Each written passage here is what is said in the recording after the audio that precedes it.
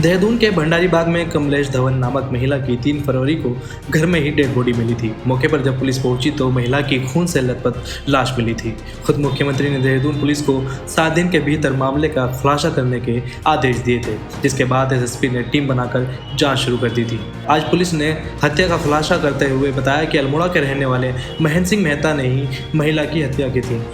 आरोपी ने महिला को अकेला समझकर उससे नकदी और ज्वेलरी लूटने की योजना बनाई थी। आरोपी महेंद्र सिंह मेहता लंबे समय से देहरादून में ही रह रहा था। इस हत्याकांड को बेसिकली लूट करने के लिहाज से किया गया था। मुलजिम पकड़ लिया गया है, अल्मोड़ा का रहने वाला है, महेंद्र सिंह मेहता है। और ये बेसिकली पहले होटल में काम करता था, हेरिटेज होटल में, यहाँ पर आईएसबीटी में। वहाँ काम छूट गया, दिसंबर से ये अनएम्प्लॉयड था, आर्थिक तंगी में गुजर रहा था। और 2 तारीख को ये घटनास्थल पहुंचता है और मृतका से उसकी बातचीत होती है। मृतका ने उसको पानी नहीं पिलाया, बातचीत इनकी हुई, लगभग 15 मिनट वहाँ पर रहा वो। अगले दिन फिर 3 तारीख को जाकर के उससे बातचीत हुई और उसके जो बेड में एक पर्स पड़ा हुआ था, पर्स से उसने पैसा निकालने का प्रयास किया। इसी बात को लेकर के मृतका ने हल्ला किया और इसी दौरान उसका मुंह दबा करके उसने चाकू से गला रेत करके उसकी मर्डर कर दिया। घर को खंगाला गया, घर में से एक पर्स, उसमें कुछ सामान रखे हुए थे वो ले गया और उसमें कुछ जो रेजगारी होता है वो ले गया। लगभग 4 से 5 हज़ार रुपया उससे वहाँ से ले गया था। अब इस मामले को वर्कआउट करने के लिए हमारे साथ टीम में हमने गठित करी थी। लगभग 200 फुटेज का इस्तेमाल किया गया, उसको देखा गया और इस घटना में प्रयुक्त चाकू, जो खून आलूदा कपड़ा पहने हुआ था उस दिन, उसकी रिकवरी कर ली गई है। लगभग 1670 रुपये इसकी बरामदी कर ली गई है। और जो काला पर्स था, उसमें कैंटीन कार्ड और कुछ अन्य कागजात थे, वो बरामद कर ली गई है। पूरी टीम को जो वर्कआउट हमने टीम 8वां दिन में घटित होने के बाद 8वां दिन में इसको वर्कआउट टीम ने कर ली है। मेरी तरफ से 25,000 का इनाम और आईजी रेंज की तरफ से 40,000 का इनाम उन्होंने घोषणा की है। सर, जो ये लूट की जो बात चल रही है, तो ये इसने अभी तक ये बताया कि कितने पैसे ये लेके गया था वहाँ पे, क्योंकि 2,000-1,000 के गया नहीं, 4 से 5,000 के रुपए के लगभग ले गया है। उसको मिला नहीं, कोई खंगाला तो उसने बहुत कुछ प्रयास किया। जो काम की वादी की बात चल रही थी वो किसकी थी सर, जो वहाँ मिली थी?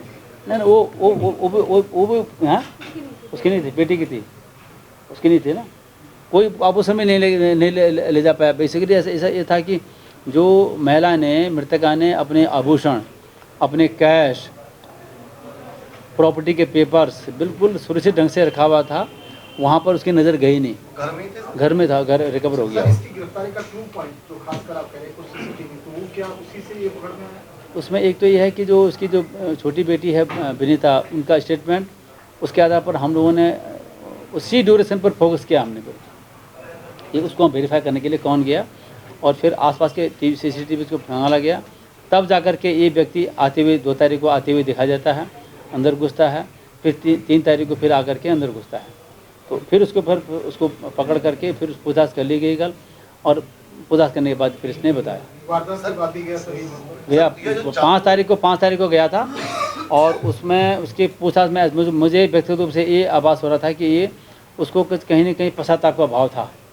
वो कह रहा था कि मैंने आंटी को नहीं मारना था, मेरे से गलती हो गई। ये पश्चाताप उसमें। अपने साथ लेके गया, यानी कि हत्या के मोटिव से ही गया था। हाँ, अब वो चाकू लेके गया है। देखो ऐसा है कि अगर कोई क्राइम करने गया के लिहाज से गया तो चाकू तो लेके गया है, और उसका करने के बाद हमने वो भी बरामद कर लिया। कहाँ से अरेस्टिंग हुई इसकी? ये भंडारी बाग के आसपास से अरेस्टिंग हुई।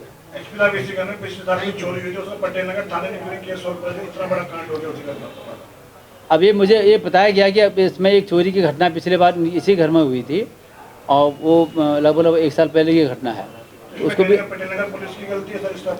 देखो ऐसा है कि ऐसा है कि हर कोई केस वर्कआउट हो, ये संभव नहीं हो पाता। मैक्सिमम पुलिस जहाँ प्रयास करती है तो हम लोग चाहते हैं कि मैक्सिमम केस वर्कआउट हो, लेकिन कुछ केस वर्कआउट नहीं होते हैं। संभव तो वही प्रयास, मैं उसको दिखवा लेता हूँ, उसको भी दिखवा लेंगे।